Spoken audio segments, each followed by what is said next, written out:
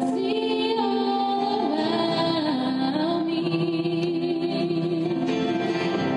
President Obama tells Boston and the world our resolve is the greatest rebuke. And that's what you've taught us, Boston. That's what you've reminded us. To push on. And one by one, civic and religious leaders echo our resilience. The grace this tragedy exposed is the best of who we are. As Boston tries to heal from a week of tragedy, an interfaith service brings home the message that we are not alone.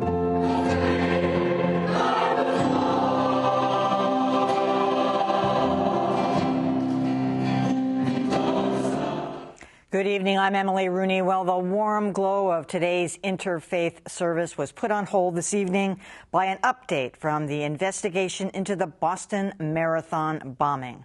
These just released images show two unknown people identified by the FBI as Suspect 1 and Suspect 2. The images come from pictures and video taken just minutes before the two explosions that killed 3 people and left over 170 injured. This is how Special Agent in Charge Richard DeLauriers released the images. After a very detailed analysis of photo, video, and other evidence, we are releasing photos of these 2 suspects. They are identified as Suspect 1 and Suspect 2. They appear to be associated. Suspect 1 is wearing a dark hat. Suspect 2 is wearing a white hat. Suspect 2 set down a backpack at the site of the second explosion just in front of the Forum restaurant. Somebody out there knows these individuals as friends, neighbors, co-workers, or family members of the suspects. Though it may be difficult, the nation is counting on those with information to come forward and provide it to us. We consider them to be armed and extremely dangerous. No one should approach them. No one should attempt to apprehend them except law enforcement. All right, and with me now is Adam Riley, who was at the FBI briefing this evening, and Jim Walsh of MIT's Security Studies program. Welcome to both of you. Well, Adam, right up until that press conference took place, we were getting conflicting information again that they said, oh, nope, we don't have anything. There's not going to be any pictures released. And then whipsaw again, and sure enough, they released this video. Pictures, video, and I got to say, my reaction when I saw these images, I was stunned by the youth and the nonchalance of these suspects. I mean, you watch them walking, they look incredibly calm. They don't look, to my eye, particularly combative. They just look like a couple of college kids almost, sort of cruising through the marathon. And I think that is pretty chilling.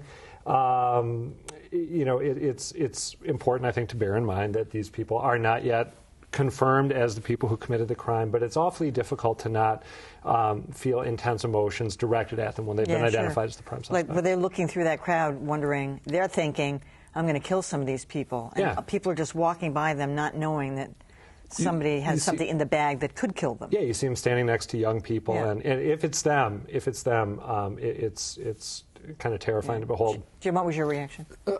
Much the same. I knew this press conference was coming up. I was going to watch it. I was going to pay close attention and analyze it. First thing, sort of a punch to the gut, emotional thing. We've been talking about the organization or the individual or the lone wolf. There are all these categories.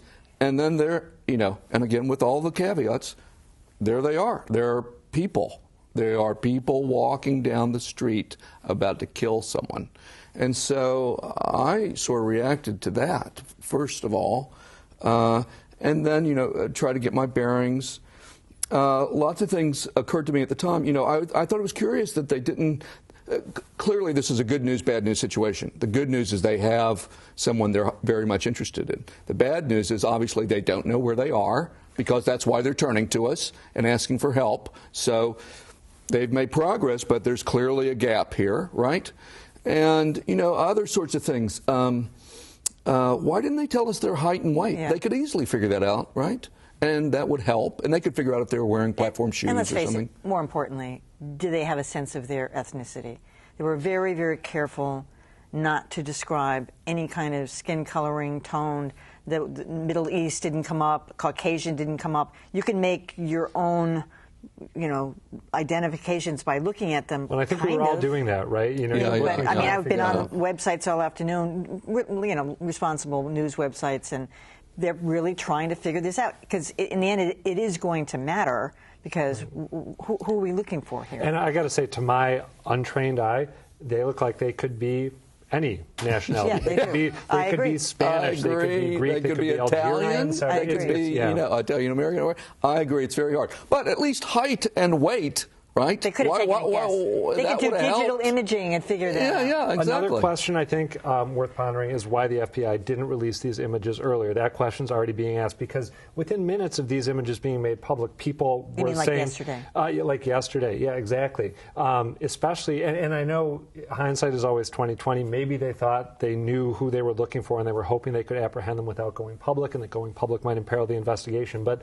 within minutes of these images coming out today, people were on the internet identifying what specific golf hat the one in the black hat was wearing. The so the power of crowdsourcing is intense. Although, honestly, Adam, these images were available yesterday. There were people talking about them on various websites, and people we know, reporters we know, were talking about these images. These so specific ones or images of other... These specific. So people had seen these. It's, I did have one other reaction that's totally bizarre and, misplaced. I don't think they would have been noticed anyway, but what occurred to me is sort of the paradox, the two edges of the world we live in. So we live in a world of camera phones, so there are a ton of pictures, right? This is helpful. We also live in a world of camera phones, or phones, where we're looking at our phones and we're not looking at the people around us, right? No one's observing. We're doing this. Also, Just to come Adam, back to your point, question? Sure. Did they tell you whether that came from Lord and Taylor's surveillance camera? Did they tell you what the source of that video was? I don't recall catching that, but I may have missed that in the presser. My recollection is that they weren't specific about that. I just want to come back very briefly to the point you made about how these images were out there yesterday.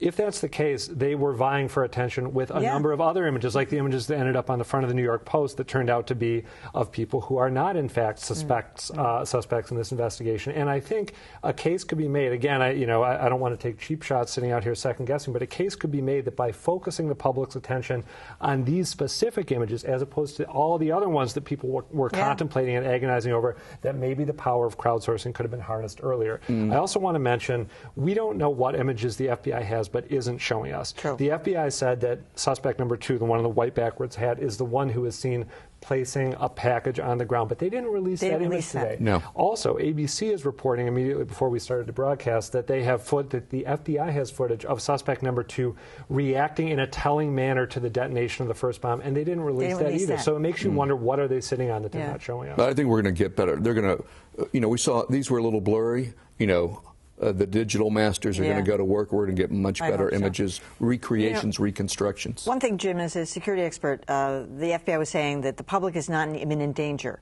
And then they went on to say these guys are armed and dangerous don't go near them. It's like, well, wait a minute, which is it here? I think, and this one I'm going to cut them a break on, and that's part of, to go back to where we started, President Obama's visit. There's no way he comes and visit if these folks are still positioned to be able to carry out follow-on attacks. So that's one sign that they have some confidence that either they're not here or they're not capable of doing something else. Both are true. They cannot be planning additional attacks, yet still have arms to defend themselves and being dangerous. And yet, before the briefing today, massive sweep for bombs, bomb-sniffing dogs. So it's hard not to feel nervous. All right, Jim Walsh, as always, thanks for coming. Adam Riley, thanks.